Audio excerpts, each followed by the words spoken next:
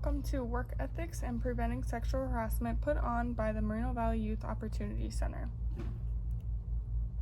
What is work ethics? Work ethics is a set of moral principles an employee uses in his or her job.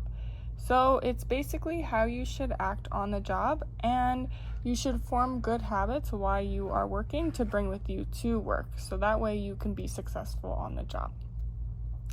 Some qualities that show good work ethics is having a sense of honesty, being responsible, having integrity, attendance and time management, dedication, and showing a sense of teamwork.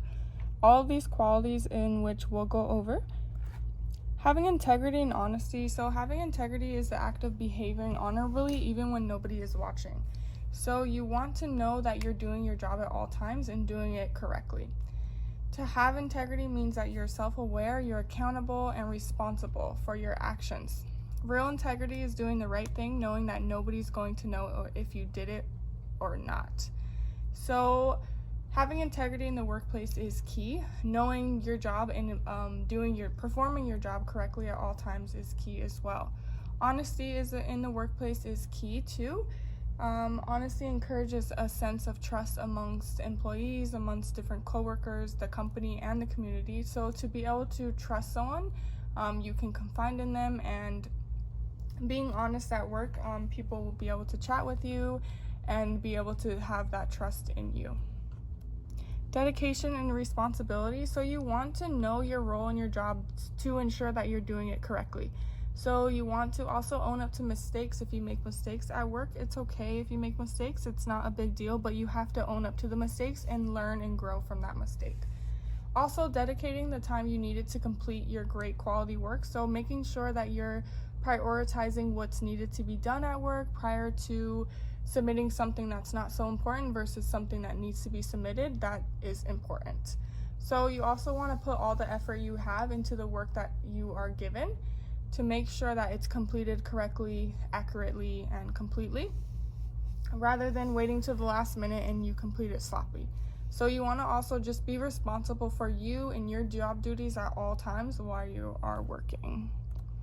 Attendance and time management. You want to be able to manage your own time at work, so making sure you arrive to work on time is key. Coming back from lunch on time, breaks on time.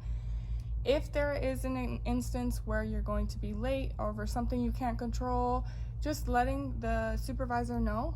Communication is key in the workplace.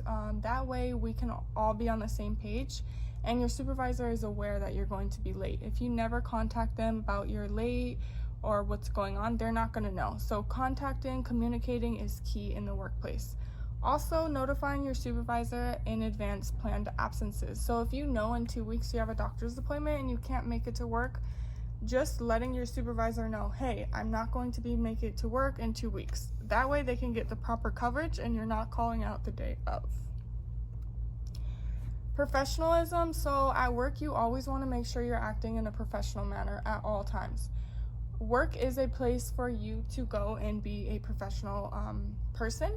So that entitles dressing professionally, talking appropriately, being punctual, greeting customers, being respectful of others and your peers. You just want to remain professional and keep yourself in that professional manner. You aren't representing yourself at a company, you're representing the company as a whole. So not only you, but the company as a whole. So what you represent for the company is how you're sharing about the company. Teamwork. So you want to have a sense of teamwork while you are on the job. Working with others is key. It can definitely help you.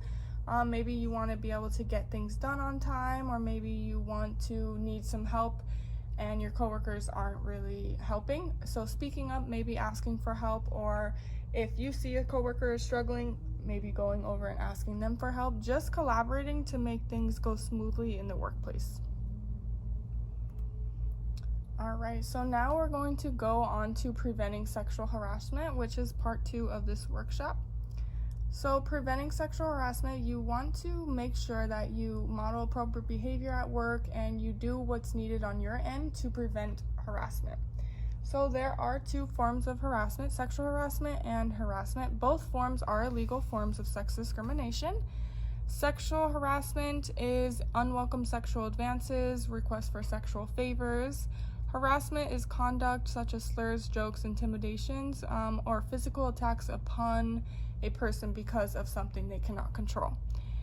Harassment, both instances can happen to anyone, by anyone. It doesn't have to be to a specific person. So anyone can commit harassment, doesn't matter, male, female, anyone in the community, anyone at work, students, anyone can commit harassment. The criteria for harassment has to be unwelcome at all times. Unwanted, unwelcome. It can also be sexual in nature, discrimination, severe, or pervasive. Some examples of harassment could be unwelcome letters, unwelcome following, unwelcome jokes, unwelcome touching, rape, sexual assault. So anything that is unwelcome can fall under the criteria for harassment. Quid pro quo is a form of harassment which stands for this for that. So you're basically going to be giving something and you're getting something in return. So this is when a supervisor promises employment benefits in return for sexual favors. This can also be used as acceptance or rejection as conduct for employment. So either you're going to accept the sexual advances and you get a raise, or you're going to deny the advances and you're going to get demoted, which is you're going to get lesser pay or less position. For an example, your boss denies a raise to you because you refuse sexual advances with them. This can go either way, this for that. So remember, quid pro quo is this for that. Hostile work environment. This is a form of harassment that interferes with an employee's work performance and creates an intimidating environment. So this is when there's stuff going on in the workplace that is making it hard for you to focus on your work. There are 3 specific types. The first one is gender-based harassment. So this is based on the victim's gender that creates a hostile environment. Third party is sexual conduct that's welcome for those involved but creates a hostile environment for others. So those aren't involved is creating a weird environment for them. That's third party. Sexual favoritism occurs when job-related benefits are given only to employees who have consented to supervisor's sexual advances. For an example for this one, it would be you agreed to sexual advances with your supervisor and you're getting a trip to Hawaii because you agreed. Gender-based harassment example of this would be your supervisor is going to hire a male over a female because the female is most likely to get pregnant and leave. That is a form of harassment and that also cannot happen. Prevention. So to prevent harassment from happening to you at work, you just really want to model appropriate behavior. Use that common sense when you are dealing with others. Also, making sure you're not talking about sensitive topics on the job. Make sure you're not talking about sex or any sexual topic that can promote harassment to happen. You may think you're just having a conversation, but someone else may have a different thought inside of their head. So making sure that you're being aware of what's being talked about. Also, respecting personal space in the workplace is key. Don't get in someone else's way. Don't touch others. Don't go all on someone. Just make sure that you are sticking to yourself and doing what you need to do for your job. Handling harassment and reporting harassment. You really want to make sure that you remain professional about the situation, reporting and handling. Also, tell the harasser that please stop, leave me alone, I don't want this, I don't want to be harassed. Definitely let them know as soon as you feel you're being harassed. That way they're aware. Don't feel you have to justify your dislike in the situation. Don't feel that why is this happening? Maybe it's not happening. Maybe I'm overthinking. No. If it's happening, chances are it is happening. You just have to go about handling it correctly. Reporting harassment. So you want to report the incident right away. You want to make sure you're letting someone know that's higher up. Let your supervisor know, your manager know, somebody higher up that can help you. A complaint can protect you and others in the workplace. It's not specific to anyone. If maybe you're not the only one that's being harassed, maybe there's others. So if you speak up, others might speak up as well.